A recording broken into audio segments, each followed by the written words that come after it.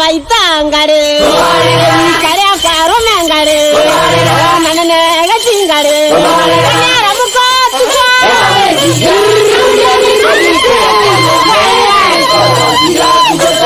oi nakale kyana kwa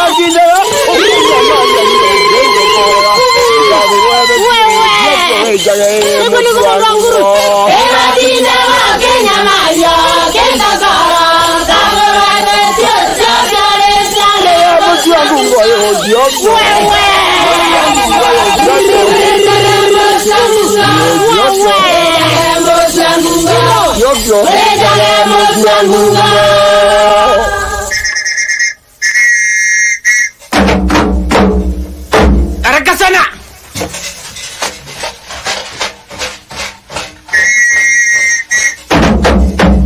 Sigi, ganyo sigi, ganyo ya sako vete, sigi, ganyo ya sako vete. Glorie,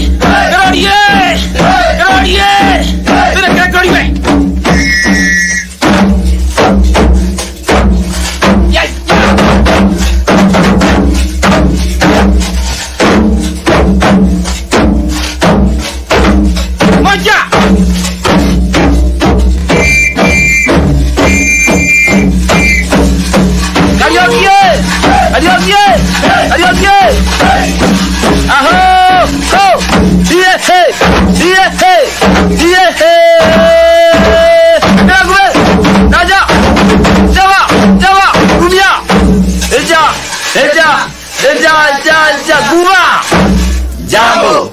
Uka kalugua.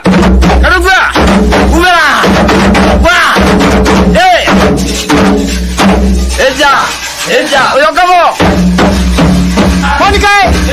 Monica. Simba na Monica. Ayaya. Ongoda. Baba, ita Monica. Suaga.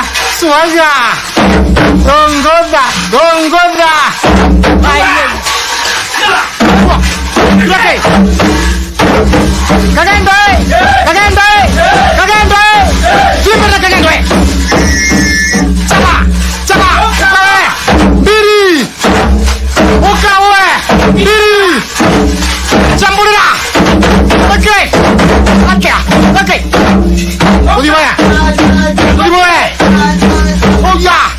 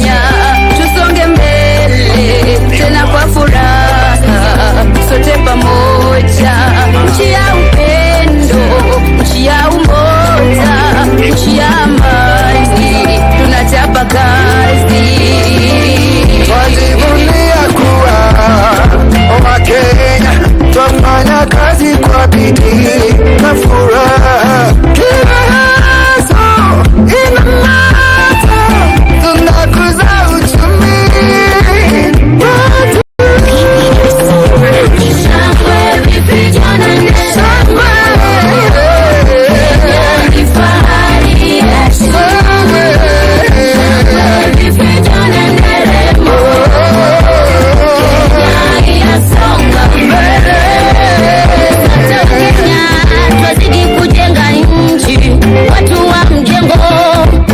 Kwa kazi nzuri, seremala vigaranda kabisa, tuimarishe uchumi kwa kuuza bidhaa za mbao. Torutani wera wega mbegondare eto nagwatokoli ya remi wa majani chai kawa avocado mandizi na maua tokorani ngabone gwatokoli ya kenyeno yetu.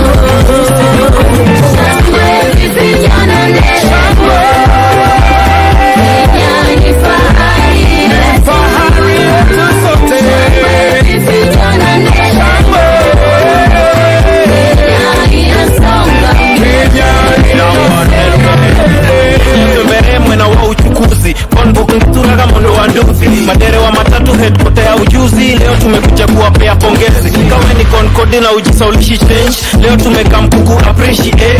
Shonse mkuko tuna walombo tovu. Na touga lewega nego tova kutovo. Mama mboga salute, pokea shukuran.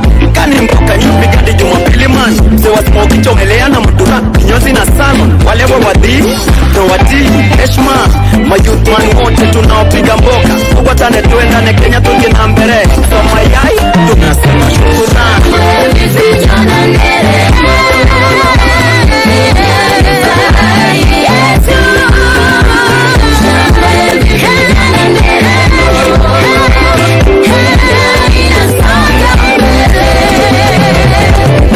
Kwa kazi nzuri mnayoifanya, vikundi vyote mitaani, wachapa kazi kila sekta, na Wakenya wote kwa jumla.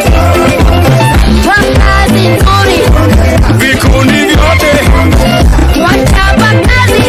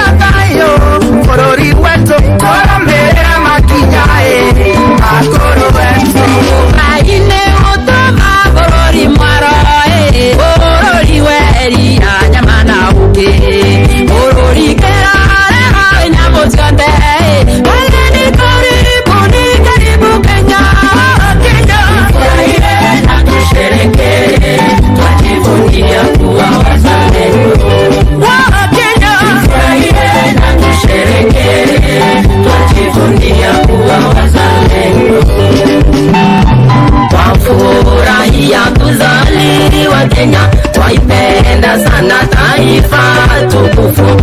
Karibi yetu na ndoambi asara, wajitahidi kuboresha Kenya. Masurule, madivitale, nemela kumate watera miadi. Edo mukera, sabe simbera, si wananchi tosherekea sote yetu. Sisi watoto wa mama moja tupeperushe bendera nchi yetu Kenya. Tujivunie mwendele nchi yetu, pamoja pamoja nchi yetu isonge mbele. Wanabiashara tushangilie, wanaojenga nchi tushangilie, anombe tokenere wa Kenya. Tufurahie na tusherehekee, twajivunia kuwa wazalendo wa Kenya. Tufurahie na tusherehekee, twajivunia kuwa wazalendo. Tuendelee na tuendelee waro, na tuendelee kurudio wetu.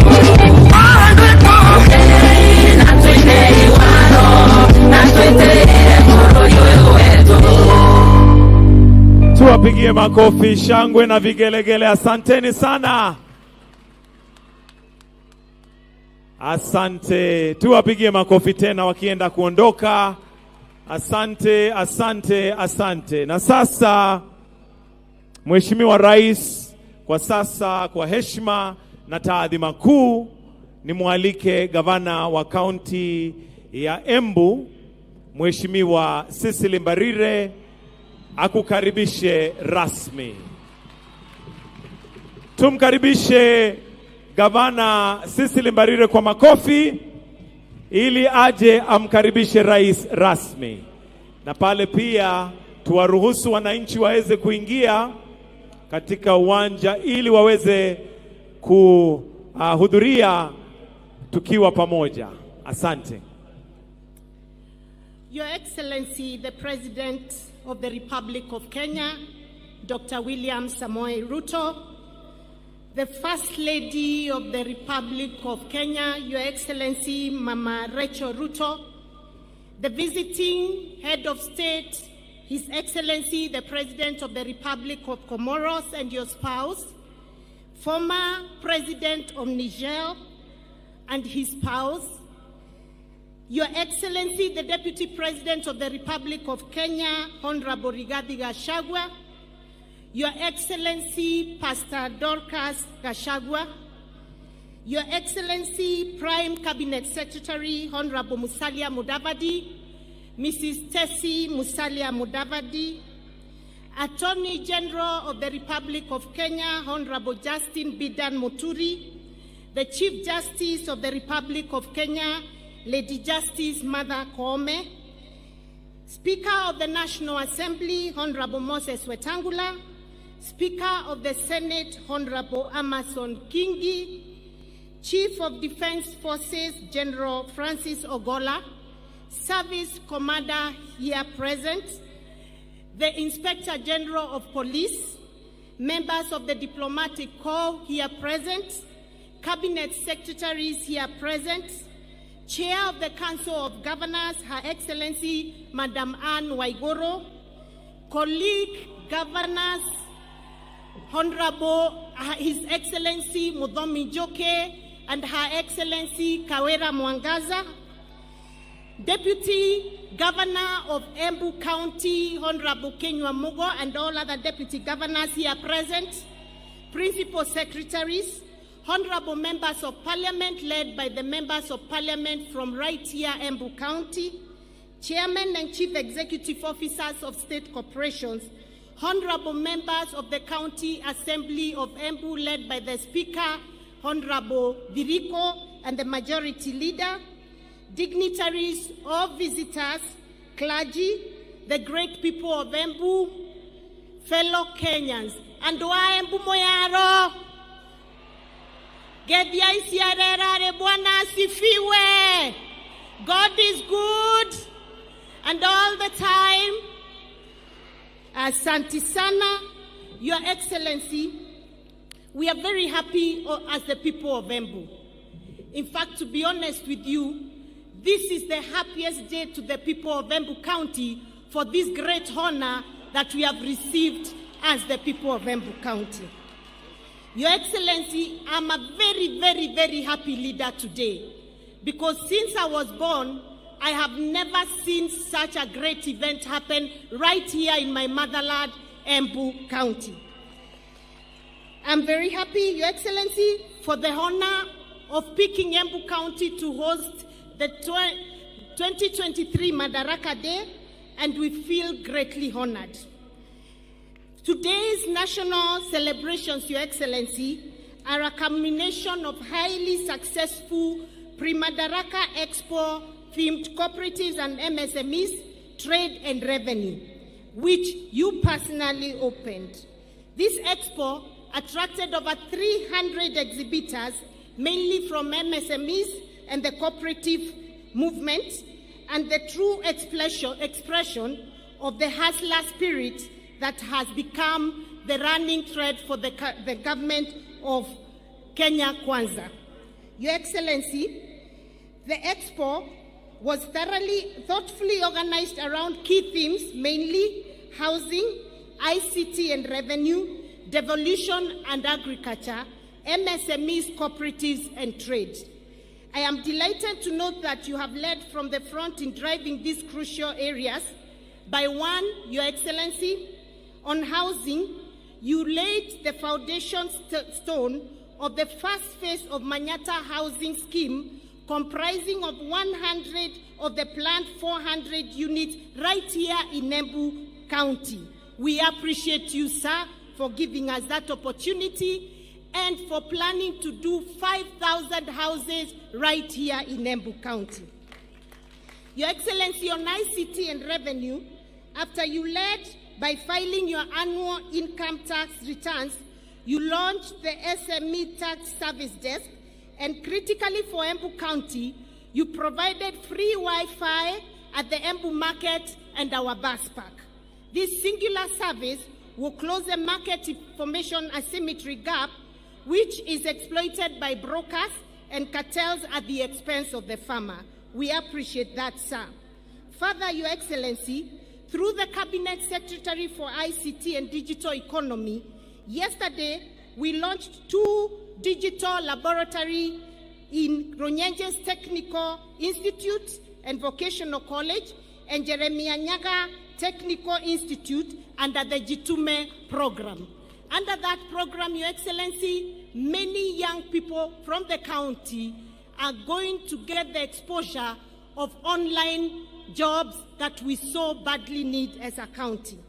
Your Excellency, on behalf of the people of Embu, I wish to request you to consider our topmost technical institute, the Jeremiah Nyaga Technical Institute, which is one of the best technical institutes in the country, that you consider it for upgrade to a full national polytechnic. On devolution, Your Excellency, we appreciate the work that has been going on, and we are happy that we managed to get fertilizer coming.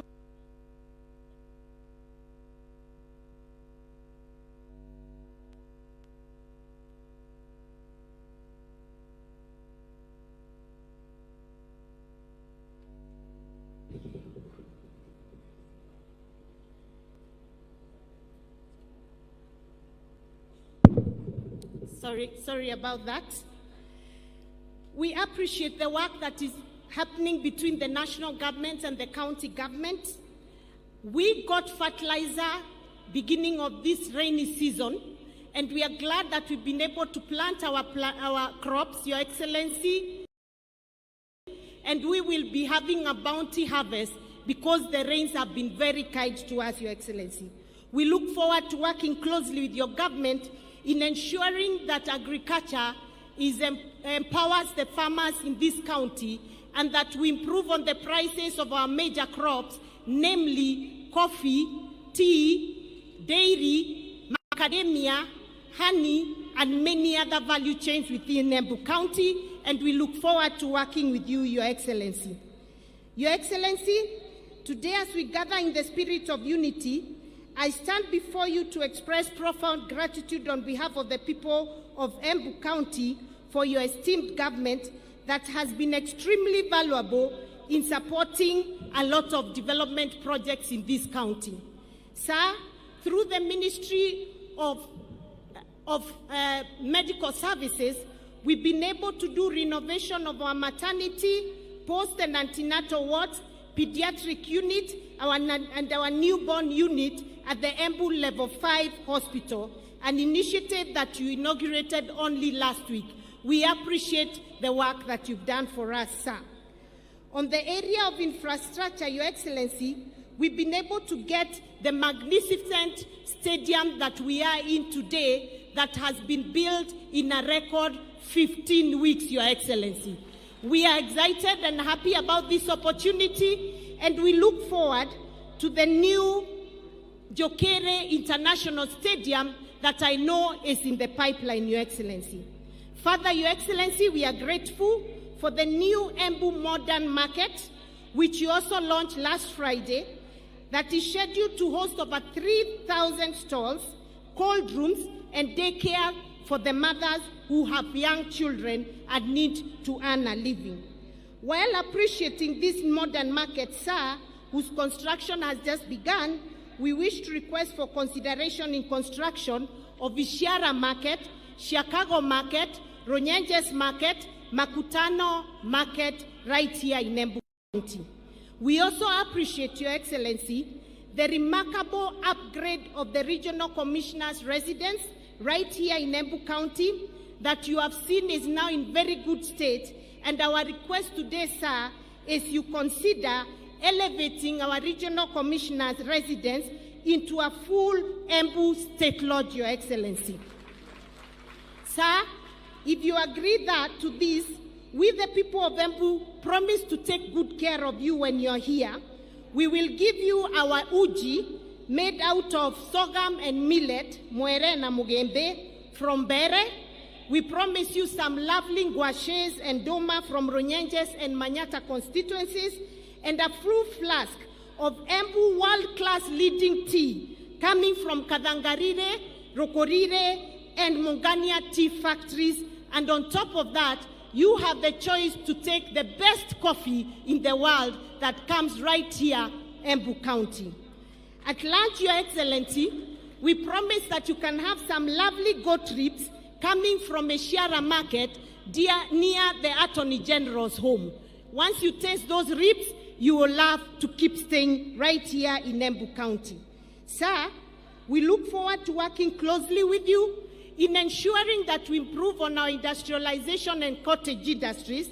And to that end, Your Excellency, we are glad that we are now partnering with your national government in Rose home. Once you taste those ribs, you will love to keep staying right here in Embu County. Sir, we look forward to working closely with you in ensuring that we improve on our industrialization and cottage industries. And to that end, Your Excellency, we are glad that we are now partnering with your national government in setting up the County Aggregation and Industrial Park right here in Embu County at Mashanga in Bere South. So we have the land right ready. We have 250 million as the county government, and we know your government is also bringing in another 250 million that will work towards ensuring that our value chains have an opportunity for value addition and better markets so that we can add money into the pocket of our people. Your Excellency, we are happy that we continue to work closely with you, and we are also very, very happy that your government through the Ministry of Cooperatives and new KCC have the plan of upgrading Ronyenjes KCC cooling plant into a fully operational producing factory for milk right from here in Embu County so that we don't have to sell our milk raw. Your Excellency, as I conclude, allow me to mention a few of the major roads that we really hope your government is going to support. And because we've started well with you, we are very sure that you'll surely give us a good opportunity for more infrastructural development. To this end, Your Excellency, we are requesting that the ring road that was meant for Embu County may be completed by ensuring that the section between Mashanga and PI is completed. We are also requesting that Kararetire, Kadagere, Kegumo, Kanyobora Road be upgraded to bitumen standard. Gekuyare, Kerie, Eshiara Road be upgraded to bitumen standard. Kevote, Kebwe, Kedemo, Ena Road be upgraded to bitumen standard. Keretire, Kiambere Road that you are very aware of, Your Excellency, we are also requesting that you consider that. Kepogo, Dondore, Kadangarire, Mukore, Kadande, Kamugere, among others that are very key for this county. And we are going to work closely with you, Your Excellency, to make sure that you are able to deliver those roads to us. Sir, allow me to also say we very much appreciate your efforts towards ensuring that we have enough water for domestic and irrigation.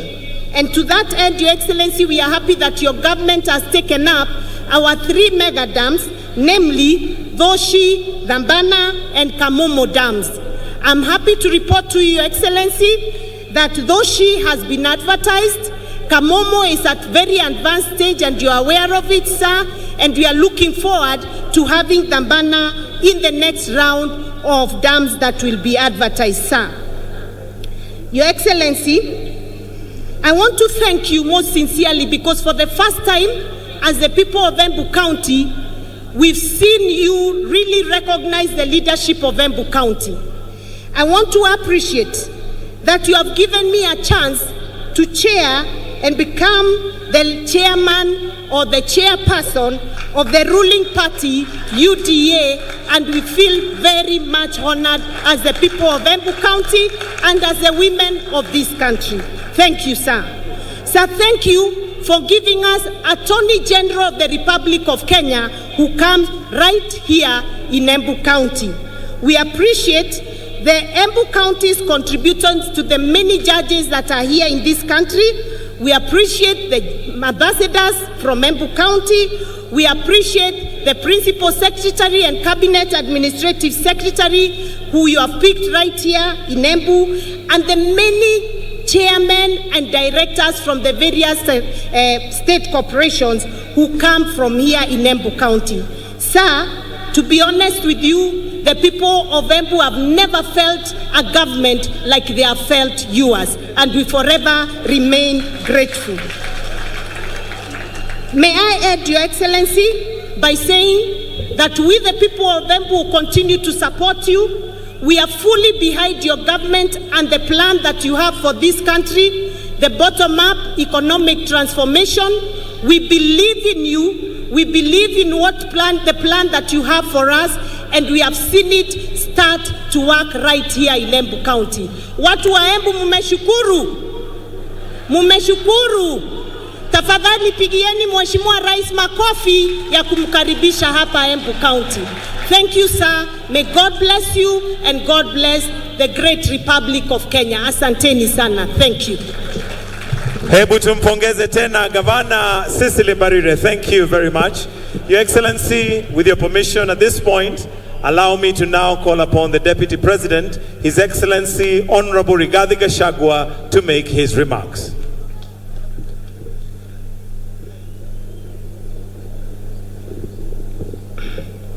Your Excellency, the President of the Republic of Kenya and Commander-in-Chief of the Kenya Defense Forces, Dr. William Ruto, Your Excellency, the First Lady of the Republic of Kenya, Mama Rachel Ruto, Your Excellency, the President of the Republic of Comoros, Azali Assoumani, Your Excellency, the former President of Nijal, Yusuf Mahamadou, the Governor, our host Governor of Embu, the Honorable Ses Barire, a.k.a. Karinda, who is also the chairperson of the ruling party, the United Democratic Alliance, the Chief Justice and President of the Supreme Court, the Speakers of the National Assembly and the Senate, Cabinet Secretaries present, heads of mission, dear Kenyans. 60 years ago, Kenya attained internal self-rule after an armed struggle led by our gallant men and women.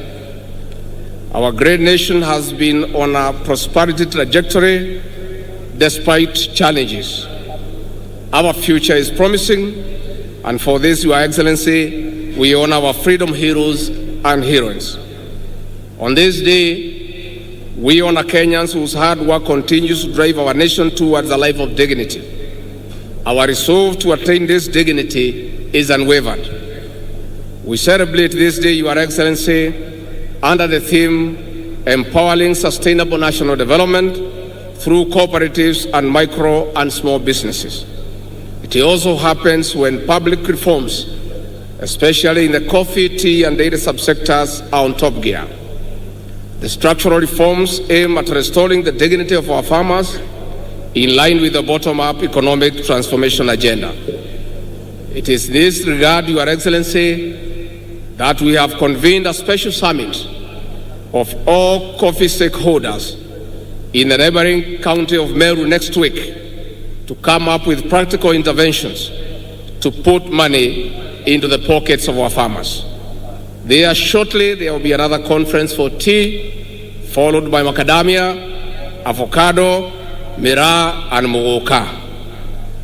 Your Excellency, for sustainable reforms in these subsectors, cooperatives are central components in uplifting our small-scale farmers to economic independence and prosperity. To this effect, the cooperative movement must roar back to life by instituting necessary reforms.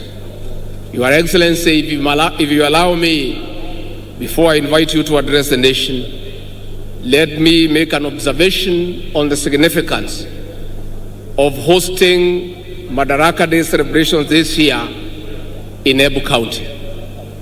Your Excellency, the venue of this celebration is on the edge of Mount Kenya Forest, where gallant men and women took arms, crude as they were, to drive the British colonialists from this land, reclaim their freedom, and get back their land. Your Excellency, our gallant men and women, despite being limited, were facing a very difficult situation. The colonialists had guns, they had planes, they had grenades, they had bombs, but the poor freedom fighters had only a panga, but a sheer and great resolve to get back their independence. Your Excellency, your presence here is a reminder of that struggle. Destiny has placed you in a unique position to lead the final and the third liberation of this great country, the economic liberation of our people. Your Excellency, we want to encourage you. The measures that you have come up with to get back the economy of this country on track through prudent and pragmatic interventions is what will bring about the third liberation. Your Excellency, we want to encourage you that millions of Kenyans desirous of economic prosperity are fully behind you. We want to encourage you that many Kenyans, though quiet, have confidence that the measures you have come up with will improve the welfare of the Kenyan people. We want to urge all Kenyans to allow our president an opportunity to steer this country back to economic prosperity. Your Excellency, we want to urge our leaders to continue being steadfast as they support all the legislative measures that your government has proposed in the National Assembly to allow this country to get away from public debt and fund our own development and recurrent expenditure. For that, Your Excellency, we want to assure you that the majority of Kenyans are behind you. Never mind our detractors. These detractors gave you no chance to succeed. As they see you making practical and pragmatic interventions, they are all over shouting and bringing a lot of propaganda, which is being enabled by the press. And we don't mind, because the press, as you all know, were part and parcel of the Azimio Brigade. And therefore, Your Excellency, we want to urge you to continue with the confidence that the people of Kenya will give you the necessary support. It is now my humble pleasure and duty to welcome His Excellency President William Ruto, President of Kenya and Commander-in-Chief of the Defense Forces, to address the nation. Your Excellency.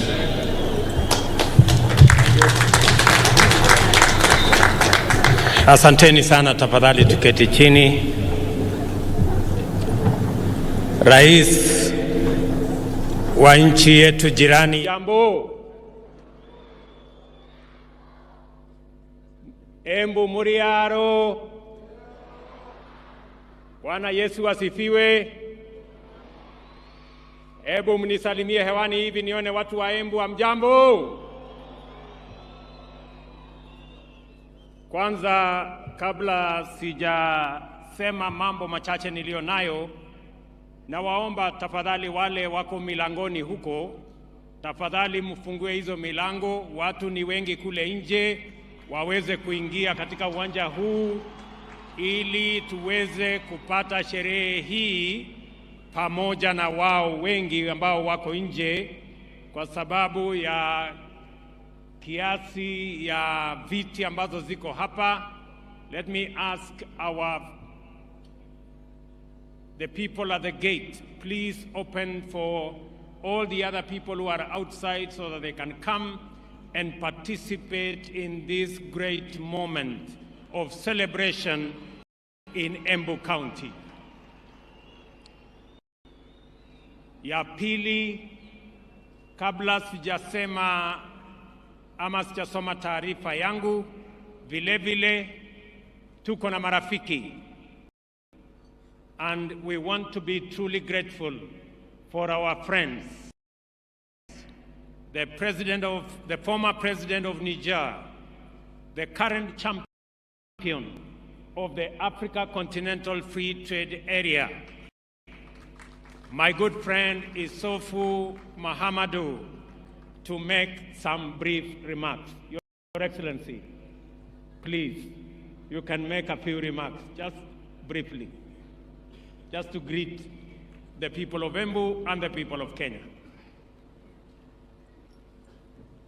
Merci, Monsieur le Président. Thank you very much, Mr. President. Monsieur le Président des Comores. The President of the Comoros, here present. Président de l'Union africaine. The President, Chairman of the African Union. Monsieur le Président Ruto, je suis heureux. I'm very happy today de partager to come and share cet événement important this great moment pour le peuple kenyan, for the people of Kenya. Son 60e anniversaire. And I'm also very happy on my own behalf here. Je souhaite au peuple kenyan, I know that the people of Kenya un heureux et joyeux are very generous people and very happy people. Le Kenya est important. Kenya is a very important country pour notre continent. For many reasons. Il est important pour l'intégration africaine. It is very important for the African Union. Et il se trouve que ce 60e anniversaire and it happens that Kenya de is favorable. l'indépendance de votre pays It's a good, beautiful country. Coïncide avec le 60e anniversaire de la création de l'Organisation de l'Unité africaine. In the African Union, Kenya plays a very critical role. Je sais à quel point, Monsieur le Président, I know, Your Excellency, vous êtes attaché you are very, à l'unité du continent. You are very committed to the continent. Comme le disait Kwame Nkrumah, like it was said earlier on, Africa doit s'unir. It must continue ou périr. Or end. Je sais que c'est aussi votre vision, Monsieur le I Président. know you have a vision. La preuve, c'est que avant-hier, I know that in your work, à l'occasion this is a great occasion for you de la retraite ministérielle, to give the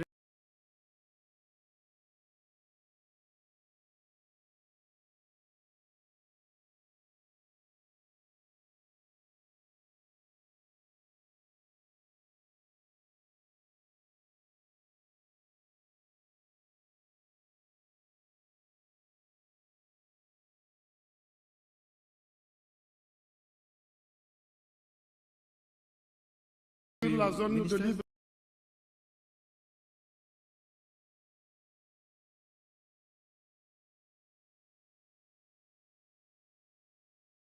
ministre always to the du minister, commerce accélère les négociations and you're happy you're going to accelerate your work afin de trouver des solutions in order to find solutions for aux Africa. problèmes qui sont restés en suspens Some things are in suspense en ce qui concerne in la bonne réalisation areas of development. de la zone de libre-échange continentale africaine. We're still looking for solutions within the African L'Afrique Union.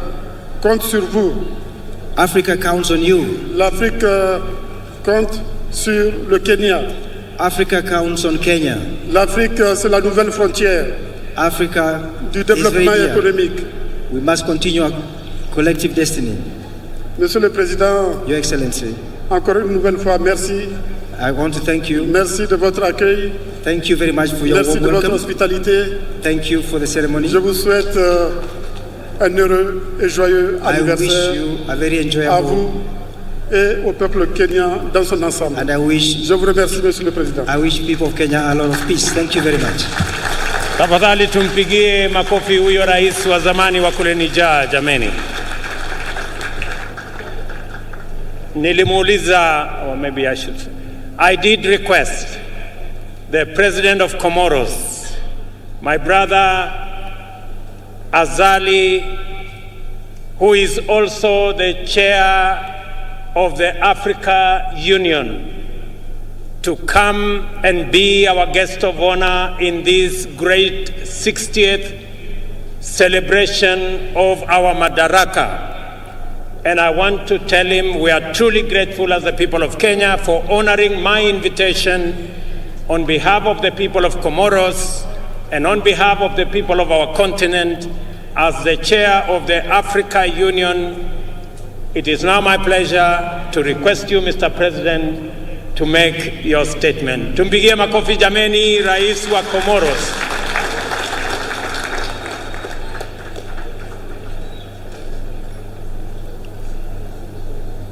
Excellence, Your Excellency, Monsieur le Président de la République du Kenya, the President of the Republic of Kenya, très cher frère William Ruto, Dr. William Samoei Ruto, Excellence, Your Excellency, Monsieur l'ancien président du Niger, the former President of Niger, champion de la zone de libre-échange du continent africain, champion of African Free Trade Area, distingué invité en vos rangs et qualités, his vision for the country, cher peuple frère du Kenya, dear people of Kenya, c'est avec une vive émotion, it's with a lot of pleasure and joy un immense honneur and a great honor for me que je m'adresse à vous that I am speaking to you today en ce jour particulier in this very special pour occasion la République du Kenya. for the Republic of Kenya. À cet égard, In this connection, je souhaite adresser mes chaleureux remerciements I want to express my gratitude à mon frère William Ruto, to my brother, Dr. William Ruto, président de la République du Kenya, the President of the Republic of Kenya, pour m'avoir fait l'honneur for having given me this pleasure de m'inviter à partager avec vous to invite me to come and share with you ce moment si important this momentous occasion que constitue la fête du Madaraka, that is actually the tip of Madaraka. le premier pas du Kenya The President of Kenya, vers son accession à l'indépendance. since Kenya got her independence, C'est avec une grande fierté It's with a lot of pride un profond respect and great respect que je m'adresse à vous that I have this chance to speak to you. aujourd'hui au nom du peuple et du gouvernement comorien, Today I speak to you on behalf of the people of Comoros, mais aussi au nom de l'ensemble du continent, but also on my own behalf pour vous souhaiter une très belle fête de Madaraka to wish you an excellent Madaraka Day. et vous exprimer nos sincères félicitations And you can be sure pour le progrès immense for this great moment que le Kenya a accompli depuis son accession that à l'indépendance. Kenya has made tremendous steps since her independence. Je saisis cette occasion I take this opportunity pour rendre hommage à nos illustres pères de l'indépendance de l'Afrique, to pay homage to the fathers of independence of Africa, et notamment le très regretté Jomo Kenyatta, and to say at this moment qui a été un exemple de courage that this was a show of courage et de détermination, and determination une inspiration pour la liberté, in its efforts to liberate itself, le droit et la dignité, for dignity and honor, notamment en Afrique. especially for Africa. Le 1er juin 1963, This kind of action vous avez posé un premier pas vers l'indépendance is a big challenge to many people en accédant à l'autonomie. to get to self-rule. Un an et demi plus tard, And now I'm very happy vous avez accédé à l'indépendance pleine et entière. you have accelerated your freedom as a country. Et 60 ans plus tard, And some 50 years later, le Kenya est devenu une nation forte et respectée, Kenya has become a respected nation, une puissance continentale et régionale, which is capable of resolving her problems. qui continue d'inspirer les jeunes nations voisines, Kenya continues to inspire other people, comme mon pays, l'Union des Comores. like my own country. Vous pouvez sincèrement en être fiers. You can count on us. Honorable assistance, Distinguished guests, les Comores et le Kenya entretiennent des liens historiques, Comoros and Kenya have very deep roots, culturels profonds qui perdurent au fil des siècles, cultural, historic, for many centuries. des liens de sang et d'histoire. From our point of view, Tout d'abord avec la ville Mombasa, we look at the port of Mombasa, qui abrite depuis plusieurs générations which for many generations une importante communauté d'origine comorienne, has had a very significant population of people from Comoros. d'un lien culturel ensuite So this is a very important country avec l'amour, with all its dont progress. le festival islamique accueille tous les ans We have many Islamic people that we receive in our country from des Kenya, milliers de croyants comoriens and thousands of Comorians qui viennent communier avec leurs frères du Kenya. who live in harmony with the people of Kenya. Des liens diplomatiques enfin, Also in the diplomatic field, puisque depuis l'indépendance de notre pays, since independence of our countries, les Comores et le Kenya travaillent main dans la main Comoros and Kenya work hand in hand pour renforcer leur coopération bilatérale. to strengthen the bilateral collaboration. C'est fort de la sincérité de ces liens d'ailleurs This sincere initiative qu'en février dernier, has, for the last years, mon frère, le président William Ruto, created great opportunities a eu l'élégance de retirer la candidature de son pays, le Kenya, in supporting the candidature of Kenya also, pour laisser un pays frère, les Comores, for helping the Comoros présider notre organisation panafricaine to head the African Union pour l'année 2023. for the year 2023. C'est un geste fraternel This is a show of support qui a marqué l'ensemble du peuple comorien that shows that people of Comoro, et qui restera à jamais gravé dans nos mémoires. and they have a lot of confidence and is engraved in their memories. Permettez-moi alors, chers frères, Allow me, my dear brothers and de sisters, vous réitérer ici, to tell you today, de vive voix et devant vos compatriotes, to say before and with an open heart, mes vifs remerciements, to thank you, mais aussi ceux de l'ensemble But du also- peuple comorien à but Santa Sana. also the greetings from the people of Comoros. Je suis convaincu I'm convinced que nos deux pays ont encore beaucoup à faire l'un et l'autre. that our two countries can work for a better future. J'ai saisi d'ailleurs cette opportunité And this is a wonderful opportunity pour renouveler notre profonde gratitude au peuple, au gouvernement du Kenya, to deepen our gratitude to the President of the Republic of Kenya qui accueille tous les ans de nombreux jeunes étudiants comoriens and the country of Kenya that continues to receive thousands of Comorians pour les former aux défis, aux enjeux de l'avenir. for helping them build a better future. Asante sana.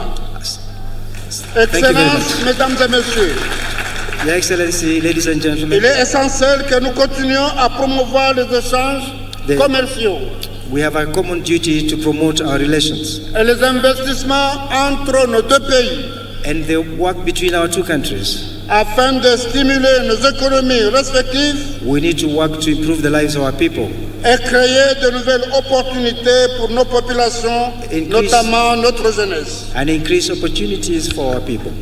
La zone de libre-échange du continent africain The African Union nous offre l'opportunité de le faire et c'est la raison pour laquelle offers opportunities for the rest of Africa. j'ai pris part avec vous avec un grand plaisir à l'ouverture du dialogue public-privé We encourage dialogue for promotion of peace. sur cette zone de libre-échange continentale In this respect, qui s'est tenue à Nairobi le 9 mai dernier. the meeting held in Nairobi looking for peace. En tant que nation africaine, As an African Union, nous partageons des défis communs we think we can work together. et je suis convaincu que si nous unissons nos forces, And I'm persuaded that by working together, nous pourrons surmonter ces défis we can overcome these obstacles et ouvrir la voie à un avenir meilleur and construct a better future pour nos populations et surtout aux générations for futures. our people and for the survival of Africa. Cette journée de commémoration est aussi This also is an opportunity for us. l'occasion de réfléchir It's a gift sur notre avenir commun if you work together et sur la responsabilité qui nous incombe and if you are accountable to our people, de préserver les idéaux de nos ancêtres if we can preserve the ideals of our et de union construire une Afrique juste, inclusive et prospère. and to conclude our treaties for prosperity.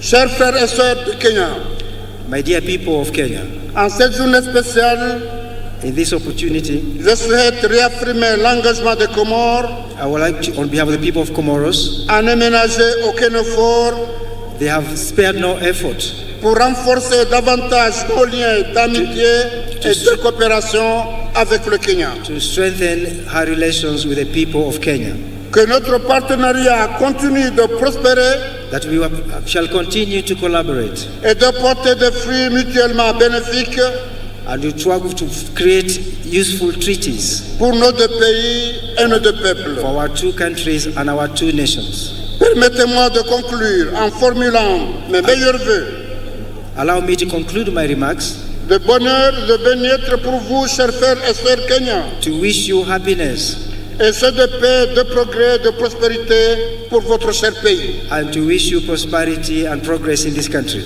Puissions-nous continuer à travailler ensemble If we continue working together pour promouvoir la paix, la stabilité et le développement en Afrique. in order to promote peace for the development of our continent. Furaha siku ya Madaraka. This is a great day for Madaraka. Urafiki, ushia na msiliano wa Kenya na Komoro. Yaishi Afrika kwa amani na mafanikio. Asante sana. Tumpigie makofi tena Mheshimiwa Rais wa Komoro jameni. Thank you very much, Mr. President, for honoring us with your presence and the statement you have made on behalf of our Africa Union and the great people of Komoro. Watu wa Embu, wacha nichukue nafasi hii kwanza kabisa kuwashukuru watu wa Embu. Nilikuja hapa na ndugu zangu wengi, tukaomba kura zenu, mukawa ni watu wangwana, mukatupatia kura zenu, mukatuongezea maombi na Mungu akatupatia ushindi. Jameni watu wa Embu, nasimama mbele yenu leo kusema asante sana. Narudia tena watu wa Embu kusema asante sana. Mimi nataka niwahakikishie ya kwamba sisi wote tuliopata nafasi ya kuchaguliwa kutoka MCAs wetu, wabunge, magavana, maseneta, Mheshimiwa Deputy President na mimi hapa, pamoja na mawaziri wetu na wale wote ambao wamepata nafasi ya uongozi katika taifa letu la Kenya, mimi nataka niwahakikishie tutashikamana, tutafanya kazi pamoja ili tutimize malengo yetu ya kubadilisha uchumi wa Kenya na kuhakikisha kwamba kila Mkenya anapata nafasi ya kujiendeleza katika taifa letu la Kenya. Na wauliza viongozi wote, sote tuliopata nafasi kutokana na kura za wananchi hawa, tushikamane, tushirikiane, tufanye kazi pamoja ili tuweze kubadilisha Embu wakati tunabadilisha Kenya. Asanteni tena watu wa Embu kwa msaada wenu, kwa kura zenu na kwa maombi yenu. I want to say thank you very much to the great people of Embu County, as I thank all Kenyans who stepped forward to vote in the last election so that we, as the people of Kenya, can maintain our democratic credentials as a nation that is democratic, as a nation that is built on the firm foundation of multi-party democracy. And now it is our opportunity, all of us as leaders in government and in the opposition, to work together towards making our nation great. On this day, 60 years ago, Kenya formally gained its right of internal government. Madaraka, the mandate of majority African self-determination, was a major step forward. The emergence of this nation as a republic later that year. That first Madaraka Day then was the golden dawn of our country's sovereignty, freedom from colonial oppression, autonomy from racist repression, and liberty from foreign suppression.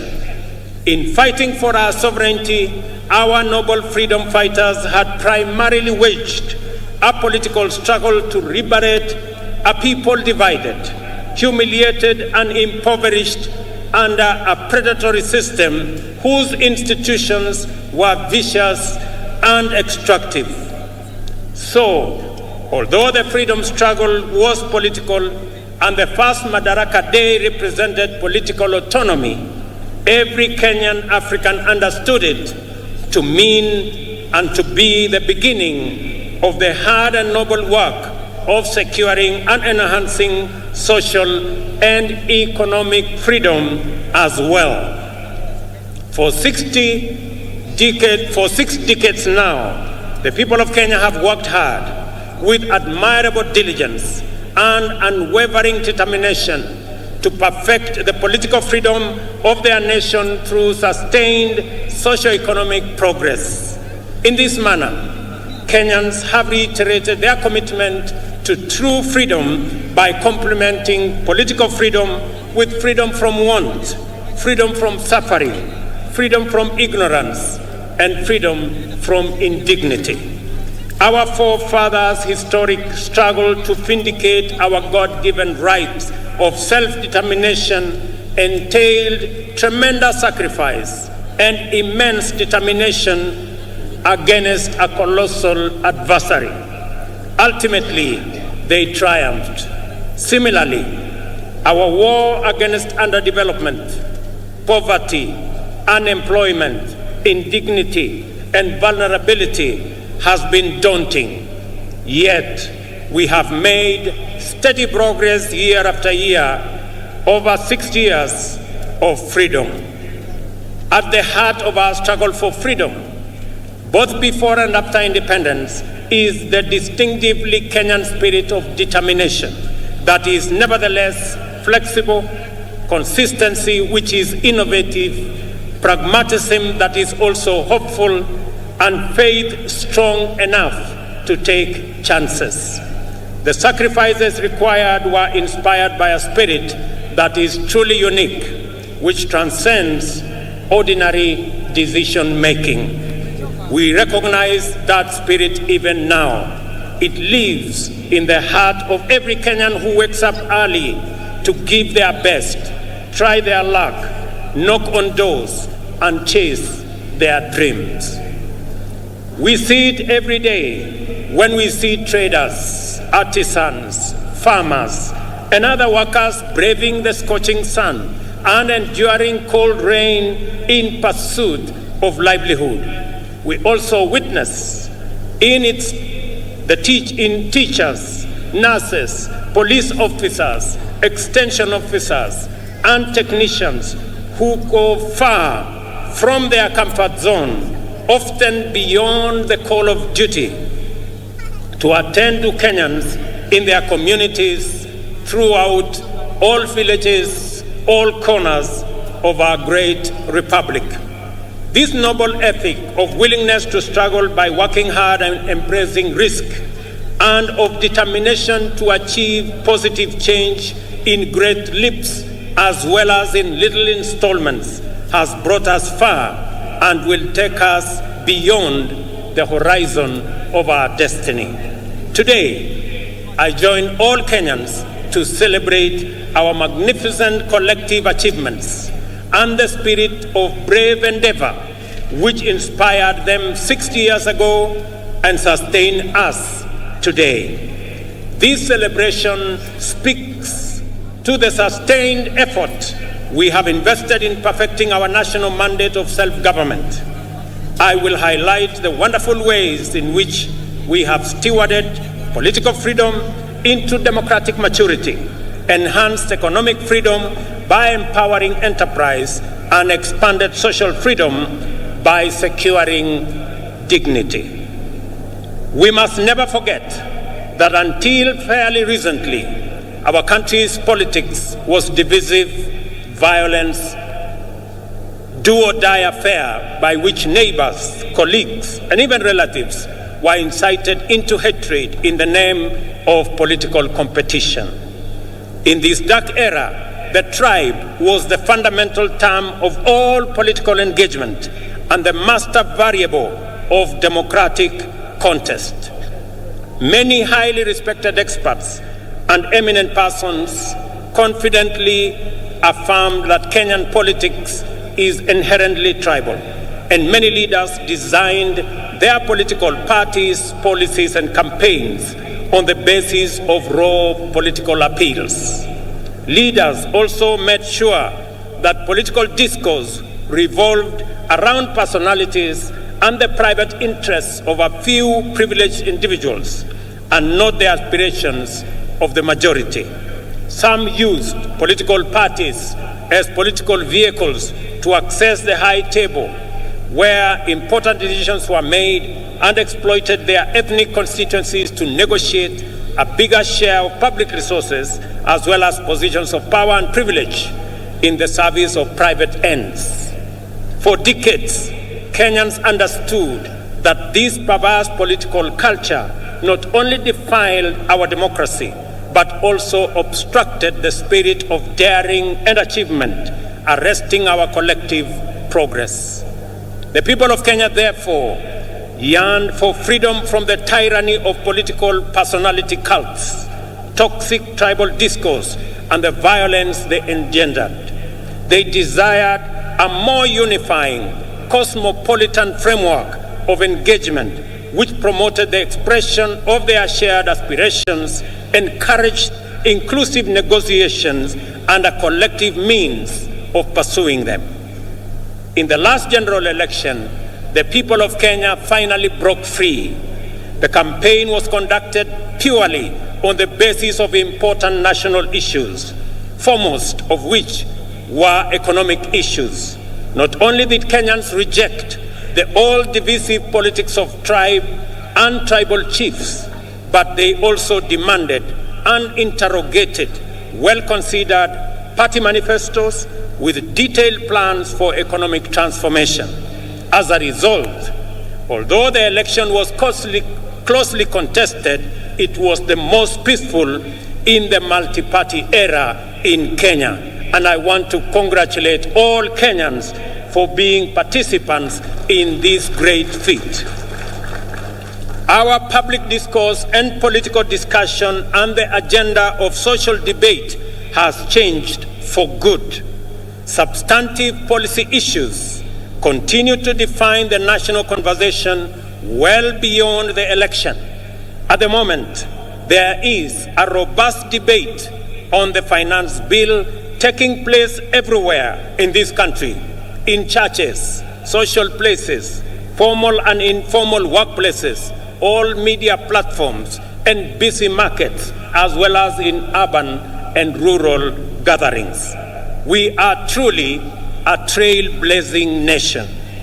Many countries struggle in vain to generate a national debate on public financing, taxation, or other policy issues. In Kenya, we have easily sustained intense discourse on the finance bill and the affordable housing policy for weeks now. The debate has remained issue-oriented, and there is no hint of divisive ethnic rhetoric at all. The cost of living is keeping all leaders, including myself, awake, and this is precisely as it should be. Superficially, the intense national debate on housing is not about whether it is a tax or a contribution. The attention sharply focused on the housing contributions is an implicit expression of ownership. People desire better information and stronger assurance regarding the custody, security, investment, and return on their money. That is phenomenal. People are interested. How will their money be? Will it be safe? Will it be stolen? How is it going to benefit them? And how are they going to get a fair return for their contribution? I want to assure the people of Kenya that those questions will be answered. More encouragingly, the discourse on public finances and housing fund has opened our eyes to our emergence as a stakeholder republic. Kenyans today, more than ever, are fully involved citizens in shaping public policies and making institutions accountable in the manner in which they run national affairs. This is the vision of Madaraka expressed in the first article of our Constitution. All sovereign power belongs to the people of Kenya.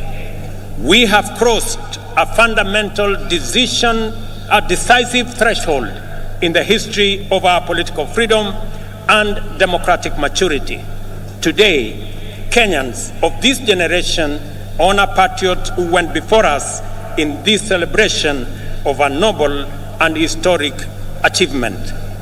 Kenya also set a new high in election management by deploying a secure, freely accessible public portal which accurately and faithfully relayed vote tallies in the last election, enabling Kenyans and indeed anyone else to compare and verify tallies and ascertain results.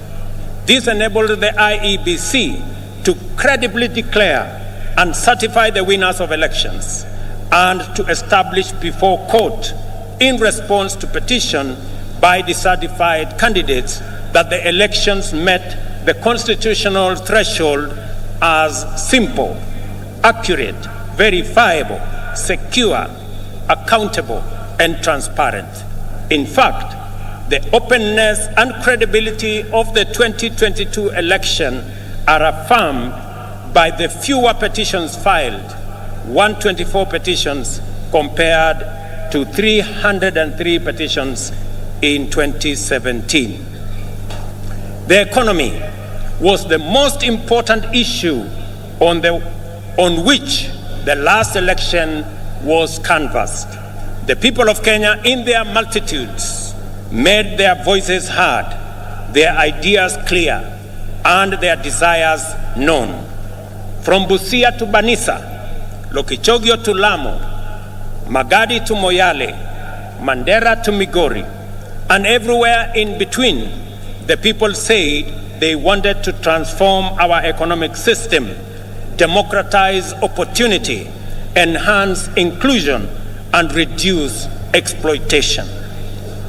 Instead of the traditional campaigning of confrontation, incitement, and division, the last campaign became a sustained national debate on the most pertinent economic issues: the millions of our unemployed youth, access to affordable credit, inclusive financing, promoting the robust expression of the legendary Kenyan hustling spirit through MSMEs, and the facilitation of individual enterprise by enhancing market power through collective interventions like the Chama and SACCO. This is how Kenyan entrepreneurs desired to secure access to credit, do savings, access the market, social security, and health insurance.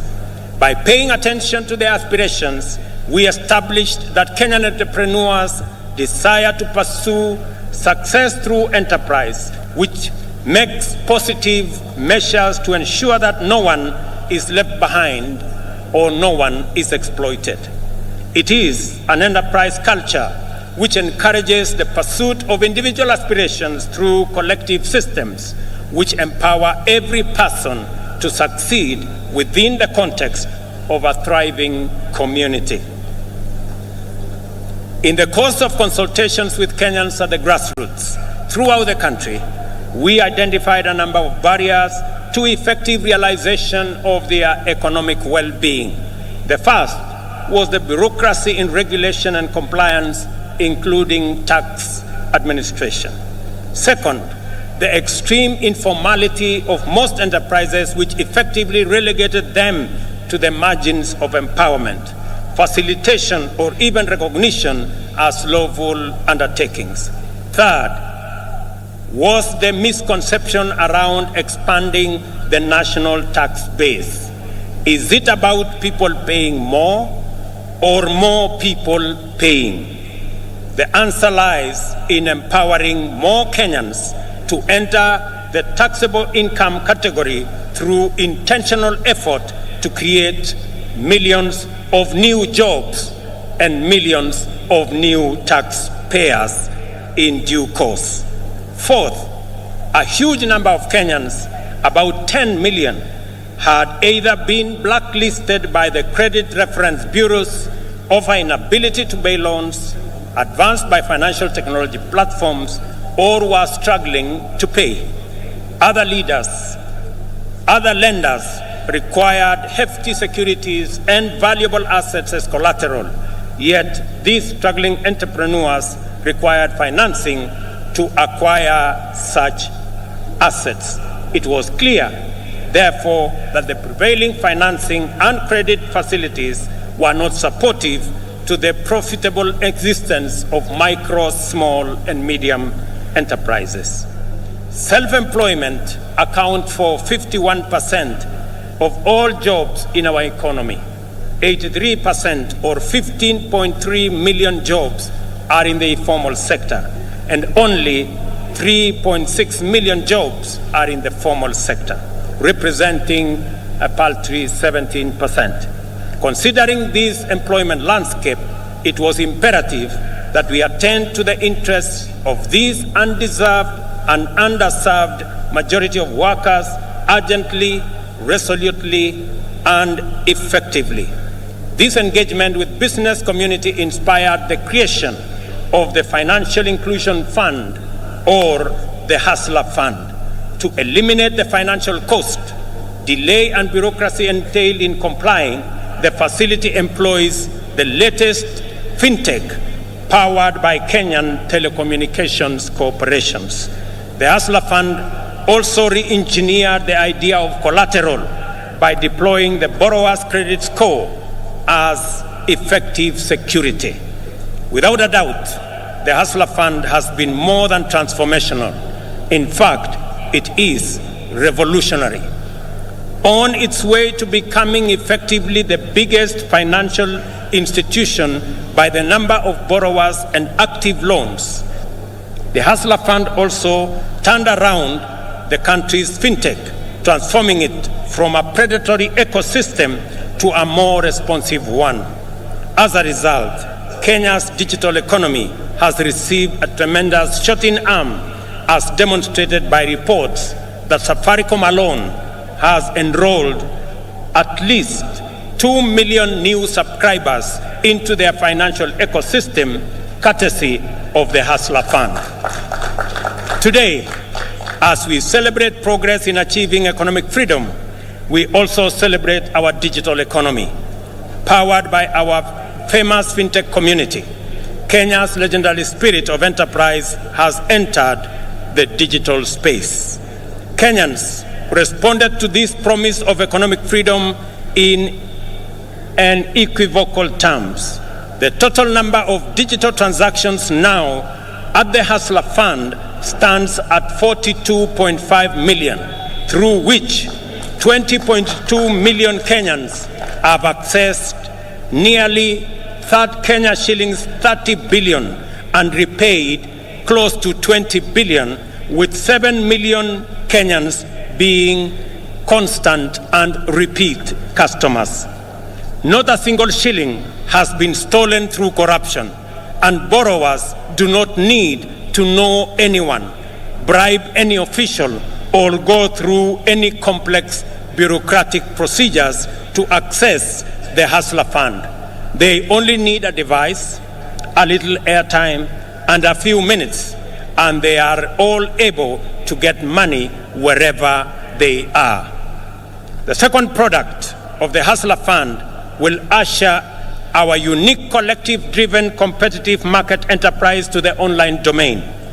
To promote inclusion, the Hustler Fund is going to deploy groups such as chamas and SACCOs, overcome exclusion and barriers to participate in credit savings, social security, health insurance, and other socio-economic amenities. This is how we will use policy and technology innovation to mainstream our way of life. We are committed to leveraging fintech in ensuring that no one is left behind in the financial and entrepreneurial inclusivity revolution.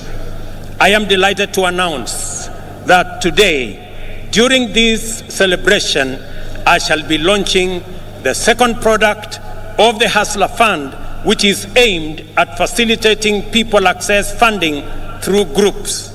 I am sure that this will be very good news to my good friend Shiko in Ruaraka Market, who, like many informal business entrepreneurs, were ready for this innovation even before we launched the first Hustler Fund product. I am glad that this launch of the group loan product is taking place against the backdrop of the phenomenal success of the Hustler Fund personal loan product. I expect that this product will encounter even greater appetite from the market. As I have already mentioned, your credit score will determine the amount you can access and the amount you will continue to receive. Thus, we have equalized the formal and informal systems, enabling both to enhance their complementary contribution to jobs and wealth creation from an equal footing. As we celebrate this increase in our economic freedom, today we also celebrate the democratization of the Kenyan economy.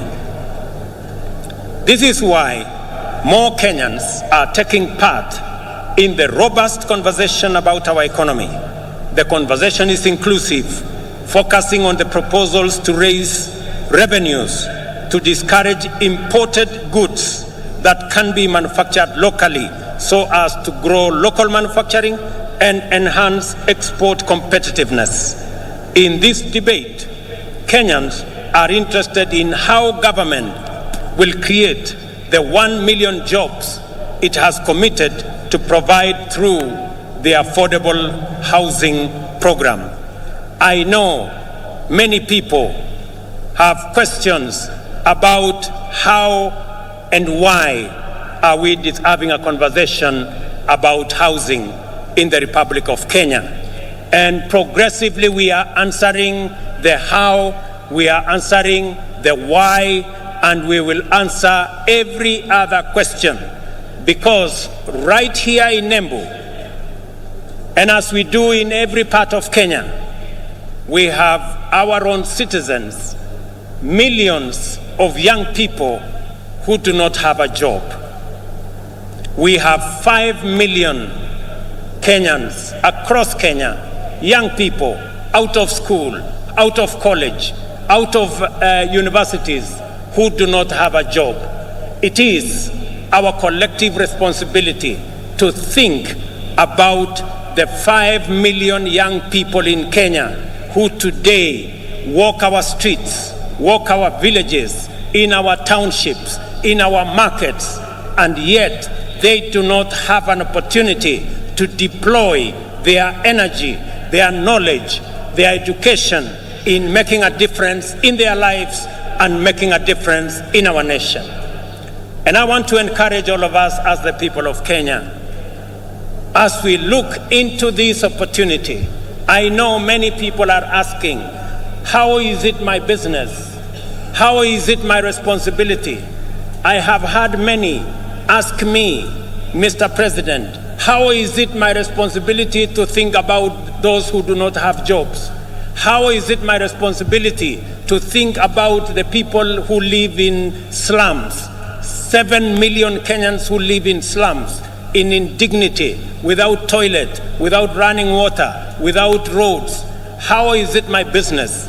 Let me ask the people of Kenya, if our freedom fighters, the people who made the ultimate sacrifice and lost their lives in liberating our nation, if they had asked the question that how is it their business, today we would continue to have been slaves of our masters if they ask themselves that question. It is our opportunity, as they did, to liberate our country. They went beyond the call of duty. They did not ask how is it their business to make the ultimate sacrifice to liberate our country.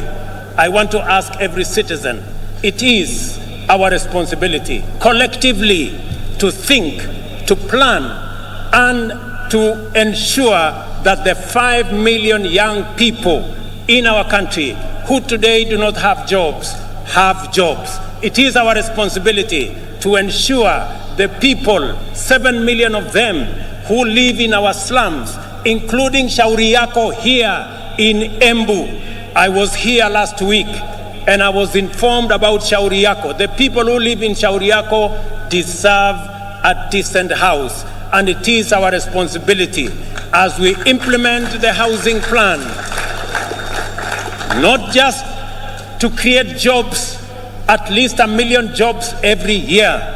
It is also our responsibility to grow our manufacturing, because housing will make sure that our entire manufacturing value chain, from the cement in our factories, to the steel in our factories, to the doors and windows and hinges in our Juakali sector and our construction products industry, to the sand harvesters, to all the people who will be working in our construction sites, to the accountants and engineers and all the architects and all the technicians and the electricians, to every sector, the millions of young people that will be employed in this sector, is sacrifice enough for us who are employed to make that contribution to the Hustler Fund, to the Housing Fund, so that we can bring around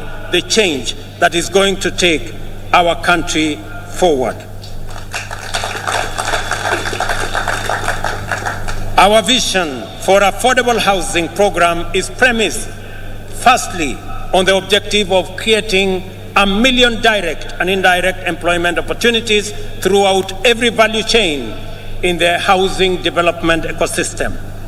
A single housing unit is capable of employing 3 to 5 workers directly and an additional 8 workers indirectly in the manufacturing of construction products, in transport, in logistics, and in all other sectors that contribute to the housing and construction industry. Secondly, the objective of affordable housing is to increase the number of homeowners and to transition more Kenyans from rent paying in informal settlements, in slums, and we have 1,411 slums in Kenya. We should transition those people, my countrymen and women, into homeowners. They should live in dignity like the rest of us, because we owe them a duty of citizenship and a duty of comradeship as we live in one country. I want to ask every parent, I want to ask every Kenyan that rather than ask, how is it your business? We must know that it is our business, because the 5 million young people are our children. They are our citizens. They pay taxes. And when we transition them into jobs, we are building a bigger pool of taxpayers. The conversation we have today in Kenya is different.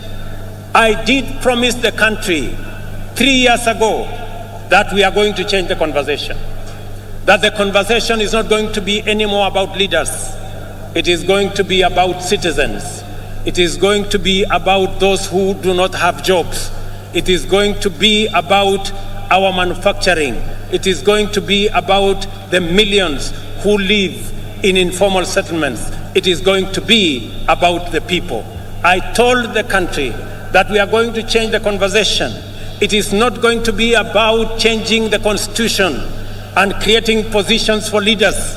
It is going to be about changing the economy and creating opportunities for millions of young people, including the many who are today in our streets and villages, the millions of young people who are looking up to us to provide them with opportunities to work. It's going to be about the ordinary people who work in the manufacturing sector, the people who also wants to contribute, to be taxpayers, but because they have no jobs, they cannot pay tax. I promise the country that it is not going to be about sharing power. It is going to be not about sharing power by the elite and by leaders. It is going to be about empowerment of every citizen, empowering our farmers to produce more so that we can get ourselves into food security, empowering our young people with jobs so that they too can contribute meaningfully to our economy and meaningfully to our taxpayers. It calls for us the empowerment of every citizen and every business person so that we can contribute to the economy of our country. I want to promise you, ladies and gentlemen, that that effort is on course, and together we are going to move in that direction.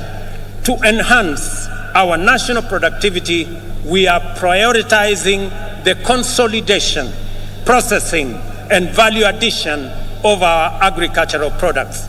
You just heard my dear sister, Governor of Embu, say, right here in Mashanga, we are going to build an aggregation and industrial park so that the people of Embu, and as we do it in Embu, we are doing it in every county in the Republic of Kenya. Last week, we advertised the first 14 agricultural aggregation and industrial park that will be built in every county so that we can consolidate our agricultural produce. We can provide for value addition, we can provide for agro-processing, we can enhance our manufacturing, create jobs, create value, and enhance the earnings of every farmer as we get rid of brokers, as we get rid of cartels, and ensure that we protect the hard-earned and the sweat of farmers in the Republic of Kenya.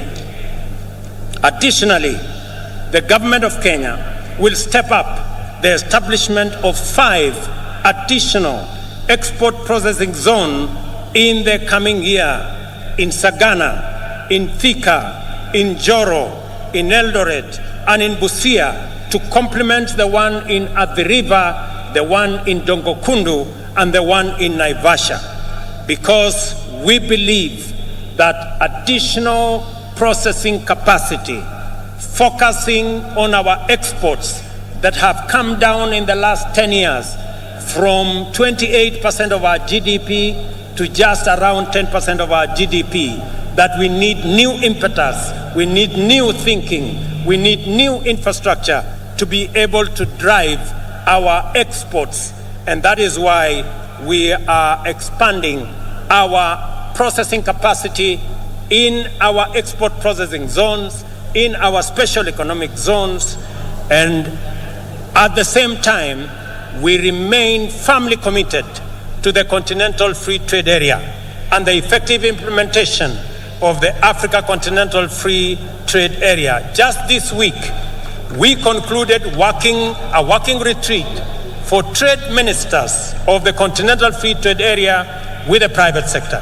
I am glad to welcome to this gathering the delegation that has been holding Africa private sector discussions in Nairobi, led by my brother, the President of Comoros, His Excellency Azali Assoumani, and one of the most foremost champions of the Africa Continental Free Trade Area. It is also gratifying to note that the champion, the former president of Niger, is right in our midst. It's also gratifying to note that 11 trade ministers are here today from different countries in our continent. I wish to recognize the following delegations led by the ACFTA Secretariat. Delegation from Comoro, are they here? Wasimame? The delegation from Comoro, thank you very much. The delegation from Niger, thank you very much. Delegation from Central Africa Republic, the delegation from Chad, thank you very much, they are there. The delegation from Namibia, the delegation from Djibouti, the delegation from Côte d'Ivoire, the delegation from Nigeria, the delegation from Botswana, the delegation from Ghana, and the delegation from Burkina Faso. A significant portion of household budgets, as we all know, goes to food, a major component of the cost of living. Understandably, there has been animated engagement on this subject after a prolonged drought which pushed the entire Horn of Africa region to the brink of famine. Widespread shortages of staple foods have driven food prices beyond the ability of many households to afford them. Enhancing food production is an intervention with multiple fundamental implications. It promotes access to affordable and adequate food and nutrition for the majority. It also increases food supply, lowers prices, and thus reduces the cost of living. Moreover, subsidizing food production increases jobs and productivity in the country's biggest employer, the agricultural sector. In keeping with our commitment in this critical sector, we have registered 5 million farmers nationwide.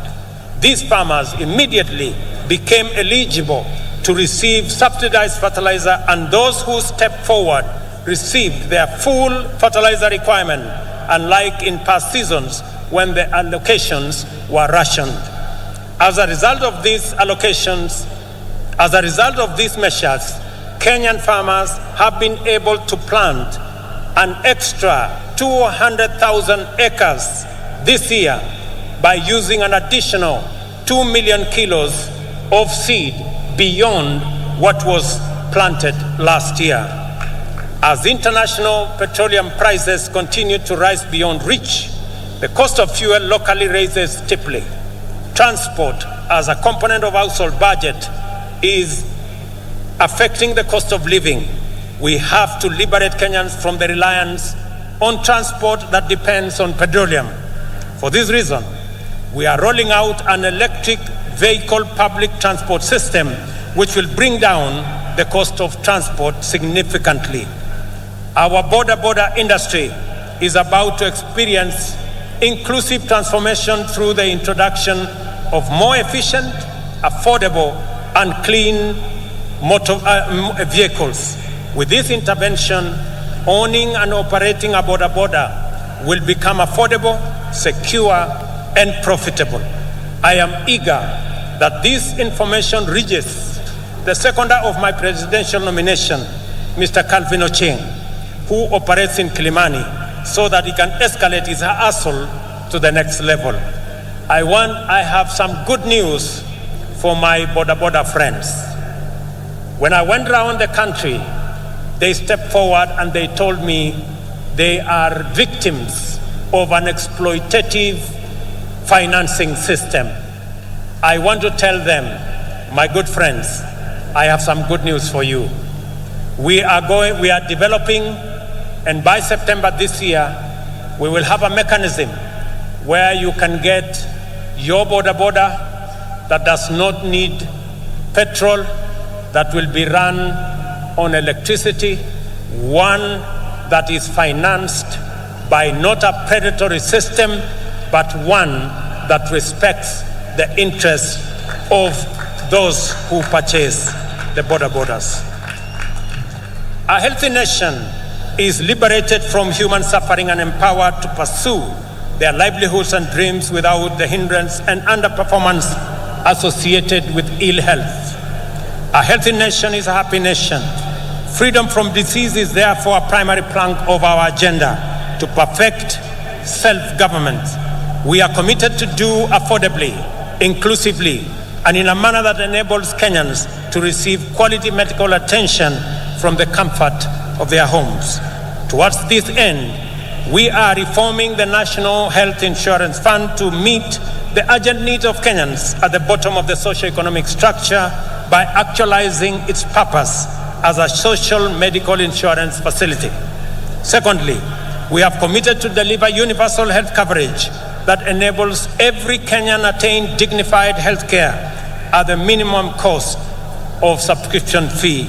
Thirdly, we have collaborated with county governments, whom we support wholeheartedly, and I want to commend all county governments for the exemplary work they are doing around health as a devolved function. We have collaborating with the county governments to recruit community health workers, promoters throughout the country. 100,000 of them will be recruited under this program, and this number will make every one promoter available for 100 households. This means that each promoter will be tasked with visiting Kenyans at their homes to determine whether any condition need to be managed through healthier lifestyle or basic medical attention. They will also be tasked with enabling patients with chronic conditions manage their medication, diet, and general well-being in a manner that makes hospitalization sometimes unnecessary. Finally, the promoters will facilitate early detection of conditions for referral to comprehensive attention in the spirit of effective healthcare management. Ladies and gentlemen, the imperative of Madaraka mandates us to build a strong, democratic, prosperous nation through the successful pursuit of high productivity and competitiveness. Industrialization and technology innovation is one such movement. All these things require people who are all empowered with knowledge, skills, and understanding not only to effectively participate as informed citizens of our democracy, but also to pursue meaningful livelihoods and perform their share of economic production, and even go further and imagine, create and build the Kenya of our future. Education, therefore, matters for our freedom and self-reliance, and is the enabler and optimizer of every other undertaking. We have taken all possible measures and pursued every available option to actualize our vision to make education at all levels accessible, affordable, and inclusive, and removed social and economic barriers to the attainment of the highest education by all Kenyans. Beyond subsidizing primary and secondary education in all our public primary and day secondary schools, we have reimagined higher education financing to deliver equity and broader access to all Kenyans, with special attention to enabling the most vulnerable learners to realize their right to education. We have also employed 35,000 teachers in a historic and unprecedented drive to improve the national teacher-pupil ratio and enhance performance. Additionally, we are redesigning the competence-based education curriculum to make it responsive to our education needs at the point of our social, cultural, and economic development. Finally, the National Open University will obtain its charter in the course of this month, and as we speak, courses are being uploaded for commissioning, and later this year, Kenyans will have the opportunity to go to university from the comfort of their homes online. For long, tertiary education in Kenya has been a privilege for the most fortunate, while university education was the exclusive entitlement of the elite. Not anymore. A month ago, I unveiled a new funding model for higher education that will make the universities and technical training fully inclusive, financially robust, and capable of competing with their peers globally, while contributing to our national socio-economic transformation through innovation, research, and development. The model is aimed at financially supporting increasing numbers of students enrolling in these institutions and ensuring that those from households at the bottom of the socio-economic structure enjoy equal education opportunities. The eternal conundrum of Kenya's integrity agenda revolves around the question of who will watch over the trustees of public interest and who will watch over the watchman. These questions do not arise because we have low trust. Rather, they exist because we have high expectations. Given that these expectations are legitimate, in a technologically driven new millennium, we are increasingly resorting to technology as the answer to our transactional efficiency challenges. From the election results portal for our democracy to the Hustler Fund for MSMEs and the means testing instrument for higher education, as well as registration of farmers and distribution of fertilizer, digital technology is enabling the government to deliver services efficiently and to give citizens confidence that the system is fair and incorruptible. We must therefore take a moment today to celebrate technology in general, and in particular, Kenyan fintech and other innovations that are making it possible for us to serve Kenyans to the best possible standard. I remind all Kenyans who work in technology and everyone who uses technology that our forefathers fought with basic technology against a technologically superior superpower and won our freedom. We have a duty to deploy the best innovations and technologies to make Kenya efficient, competitive, and prosperous. I am persuaded that technology holds the key to improving efficiency, enabling inclusion, promoting transparency and integrity, deepening trust, and strengthening public confidence in government service provision. This is the reason why we are digitizing government information and taking public services online. On this day, I invite all Kenyans to embrace the new era of e-governance, which empowers people everywhere, including the majority at the bottom of the economic structure, to access government services at their convenience through their mobile devices. Since the advent of e-citizen, government gradually increased the number of services available on the platform from 391. The rate of increase of onboarded services is now shifting to a new radical trajectory. Today, 3,770 services have been onboarded and fully operational. Another 3,000 are on course to being completed. We expect 5,000 services to be online by the end of this month. Our ambition is to offer every government service on e-citizen platform by the end of this year.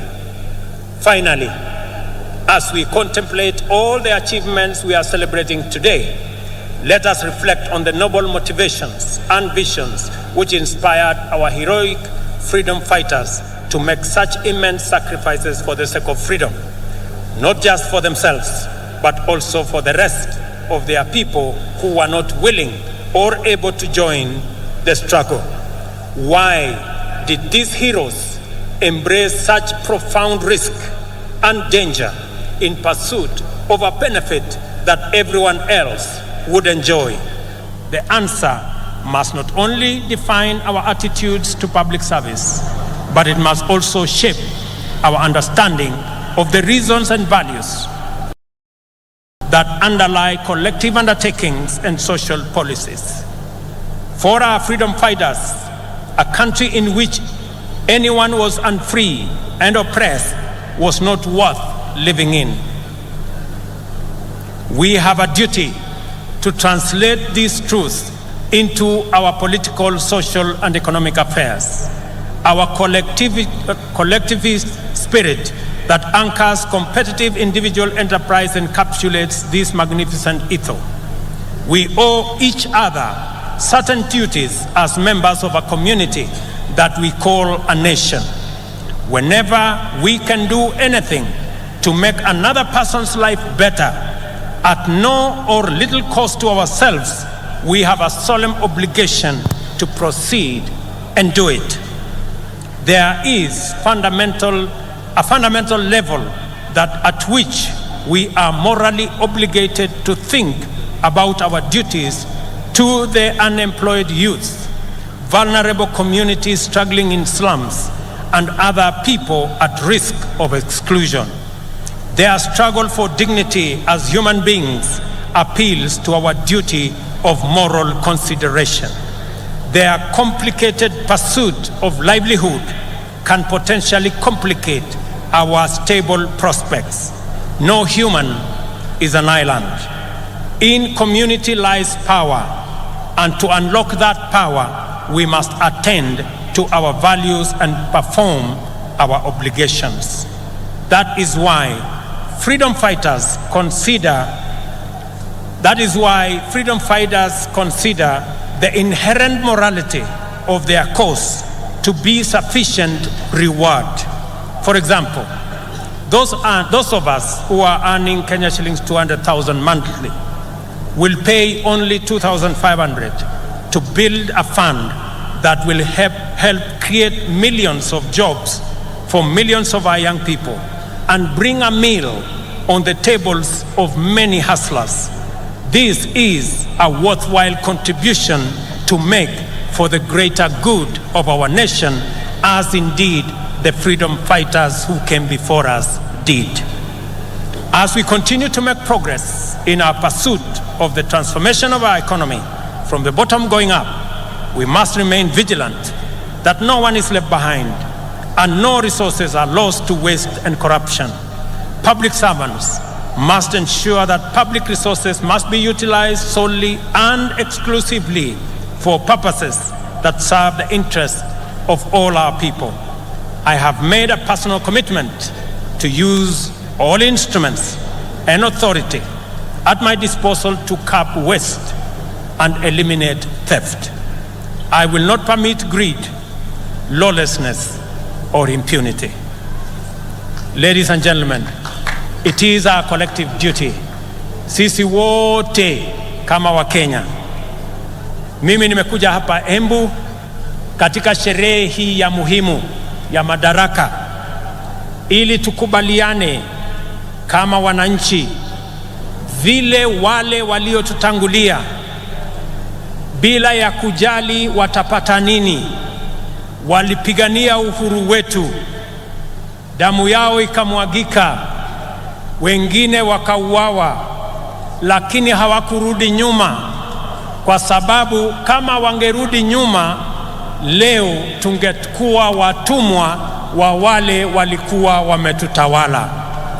Na ndio tunajiuliza kama taifa, kama Wakenya, it is the moment for us to ask, what can I do for my nation?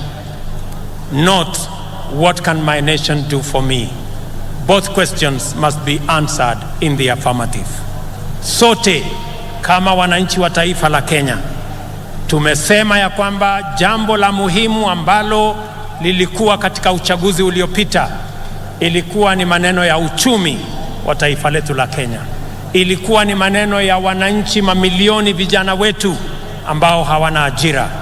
Ilikuwa ni kati ya wale watu wengi hawana uwezo ya kupata mkopo kwa sababu hawana title deed, hawana logbook. Leo ni jukumu letu kuhakikisha hata na wao wako na uwezo, wako na njia ya kupata mkopo wajiendeleze maisha yao. Leo katika Embu hapa, wale walio katika vyama, wale walio katika sako, leo tunaanzisha Hustler Fund Stage 2 ambayo itatoa pesa kati ya shilingi 20,000 na shilingi 1,000,000 kwa vikundi ambazo zitajisajili ili tuweze kufikisha mambo ya kupata mkopo kwa wananchi wengi. Vile vile katika mpango wetu wa ujenzi wa manyumba, nilikuwa hapa Embu wiki iliyopita, tumeanzisha ujenzi awamu ya kwanza, nyumba 100 kati 400 ambazo ni awamu ya kwanza. Nimesema nitarudi hapa Embu kama vile nitaenda sehemu zote za taifa letu la Kenya ili tuweze kujenga nyumba 200,000 kila mwaka katika taifa letu la Kenya. Hizo nyumba 200,000 zitatupatia ajira ya vijana 1,000,000, zitatuwezesha kampuni zetu za simiti, kampuni zetu za chuma, wale wanaotengeneza viti, wale wanaotengeneza milango, wale wanaotengeneza madirisha, wale mafundi, technicians, masons, carpenters, electricians, engineers, architects, quantity surveyors, wale wanaofanya kazi katika transport sector, madereva wetu, makanga wetu, wote watajumuika na tutakuwa na nafasi ya kupanga na kutengeneza ajira katika taifa letu la Kenya. Tuwaondoe vijana wetu ambao wako mitaani, wako masokoni, wako katika vijiji, wamemaliza shule, wamekamilisha college, wamemaliza university, lakini hawana ajira. Ni jukumu letu kama taifa kupanga ili vijana 500,000 wasiokuwa na ajira katika taifa letu la Kenya, na wanaongezeka 800,000 kila mwaka, tuwapangie ajira, wajisimamie na watusaidie kuendesha taifa letu, na pia wao wachangie katika kulipa ushuru, tuweze kujiondoa kama taifa kwa madeni na tujisimamie kama taifa letu la Kenya. Na wauliza Wakenya wote, jameni, bila ya kuulizwa maswali ya kwamba mbona ni jukumu langu vipi, tujue ya kwamba wale watoto ambao wanahangaika madukani, barabarani, vijijini, hawa vijana ni watoto wetu. Hawa vijana na Wakenya wenzetu. Tujiulize vile vile, wale Wakenya wanaishi katika vitongoji duni, zaidi ya Wakenya milioni 7. Jameni, tuwaokoe pia, hata na wao wanafaa kuwa na makao ya kutosha, makao ambayo inawapatia heshima, na ni jukumu letu sisi zote kama taifa moja, taifa la Kenya. Mimi nawashukuru sana. Mimi nimefurahi kwamba leo katika Kenya mjadala sio ya kabila hii na kabila ile. Mjadala ni moja, ni vipi tutahakikisha ya kwamba watoto wetu wanapata ajira. Mjadala ni vipi kampuni zetu za manufacturing zitaendelea mbele. Ni vipi tutakuwa na mpango wa kila Mkenya kupata mkopo. Ni vipi tutasaidia wakulima wetu watuzalishie chakula, tuondoe aibu ya njaa. That is the conversation of our lifetime, and that is a positive conversation in the Republic of Kenya. Mimi nawashukuru sana kwa kutukaribisha hapa Embu. Nimefurahi sana watu wa Embu. Nimesikia yale kiongozi wenu, wabunge wenu wameniambia kuhusu barabara zenu. Barabara ya kutoka kule Machanga mpaka PI nimesikia. Barabara ya Kiritiri, Kanywambora nimesikia.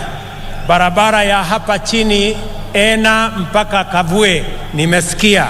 Na haya mambo yote tutajipanga, na sote tukiwa na mpango huu, tukipanga vizuri vile tutakuwa na pesa ya ushuru ya kupeleka taifa letu la Kenya mbele, tutajiondoa kwa madeni na tutakamilisha miradi yetu yote.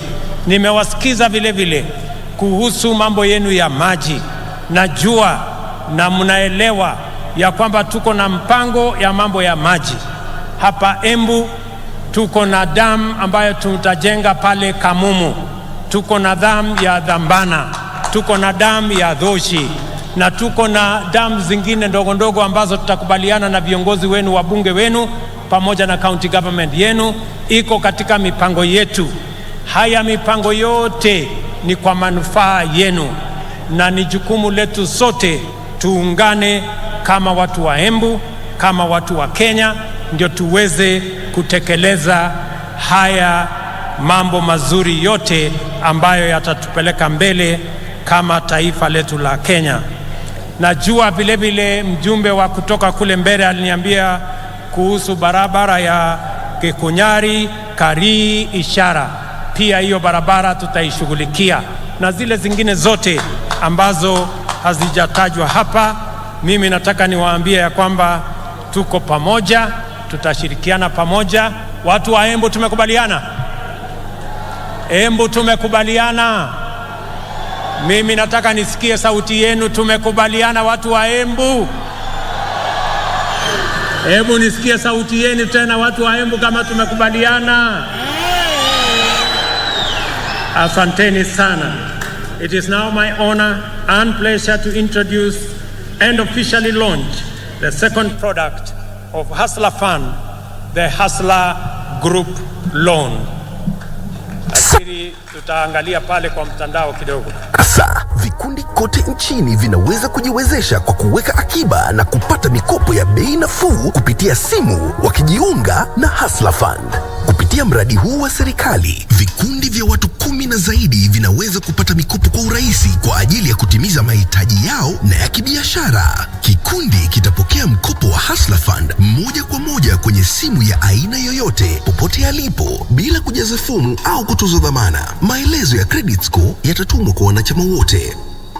Vikundi vinaweza pata kiwango chochote cha pesa hadi milioni 1 kwa riba ya 7% kwa mwaka. Kila mwanachama atachangia kwa credit score. Kwa hivyo, mlipaji mwema ni wa dhamana kubwa kwenye kikundi. Kila wanapolipa haraka, kiwango cha mkopo cha kikundi kinaongezwa. Kusajili kikundi chenyu kwa Hustler Fund, mwenyekiti anafaa kubonyeza *254#. Chagua Hustler Groups. Bonyeza 1 kuchagua kikundi chake na akubali masharti ili aweze kupata mikopo na kuwatumia wanachama wenzake. Hustler Fund, jiinue, jiendeleze. Asante sana. Tunashukuru sana. Thank you very much.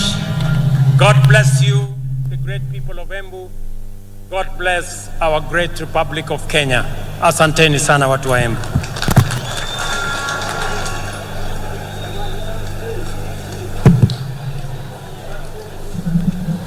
Basi nitaomba tutulie kwa heshima. Naomba sote tutulie tafadhali kabla ya wimbo wa taifa. Niweze kuwajuza kwamba atakapokuwa anaondoka Mheshimiwa Rais baada ya wimbo wa taifa, nitaweza kumleta mwenzangu Mike Gitonga aweze kutupa itifaki ya kuondoka mahali hapa. Waheshimiwa wabunge na hali kadhalika principal secretaries, tafadhali we have a pooled transport, msiweze kuleta magari yenu hapa. Basi niombe kwa heshima sote tuweze kusimama kwa wimbo wa taifa.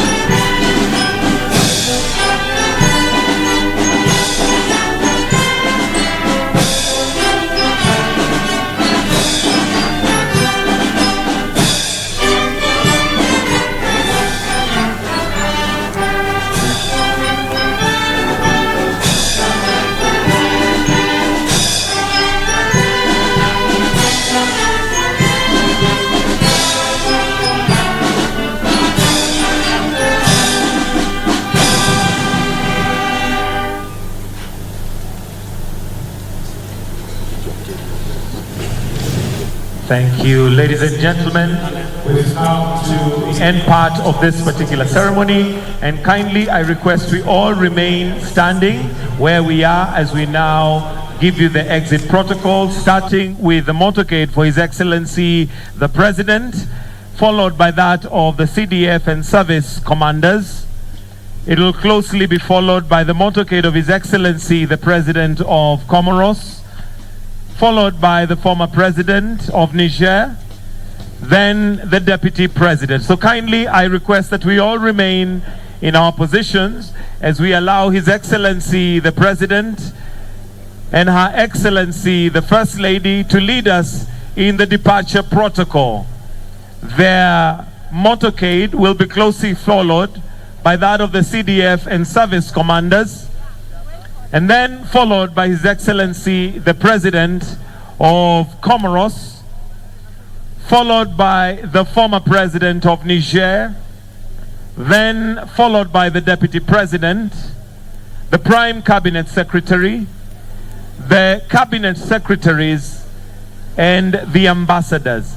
Principal Secretaries and Members of Parliament, we kindly request that you hold. We have pooled transport for you, for your comfort, so that you'll be able to get there efficiently and without getting stuck in any form of traffic. So we kindly allow His Excellency the President with the First Lady to exit first, followed by the CDF and service commanders, His Excellency our visiting President from Comoros to follow, followed by the former President of Niger, who will be seen off by the Deputy President, and then we will have His Excellency the Deputy President, the Prime Cabinet Secretary, the Cabinet Secretaries, then members of the Diplomatic Corps. For the Principal Secretaries and members of Parliament, We have comfortable pooled transport for you to ensure efficiency and comfort for you to get to the luncheon. Wananchi, tunaomba tuweze kutulia tukiwaruhusu Mheshimiwa Rais na wageni wake waweze kuondoka ili tuweze kufuata. Asanteni sana kwa utulivu wenu. Tunaomba tuendelee kutulia ili tuweze kuondoka kwa taratibu ambaye imepangwa. For now, we have the exit of His Excellency the President of Comoros, followed by His Excellency the former President of Niger, who will then be followed by the Deputy President, the Prime Cabinet Secretary, Cabinet Secretaries, and members of the Diplomatic Corps.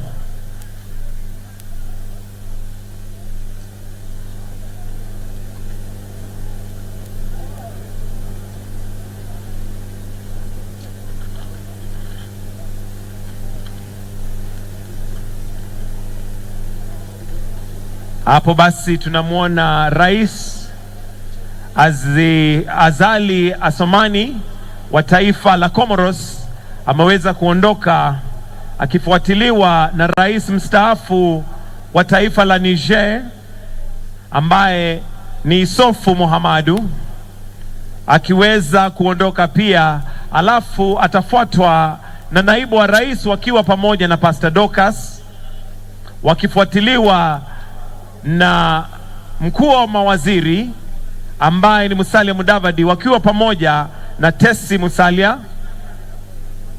Pale basi tunamwona Rais mstaafu wa Niger ameweza kuondoka, basi akifuatwa na naibu wa rais ambaye ni Mheshimiwa Rigathi Gachagua wakiwa pamoja na Pastor Dorcas. Na hapo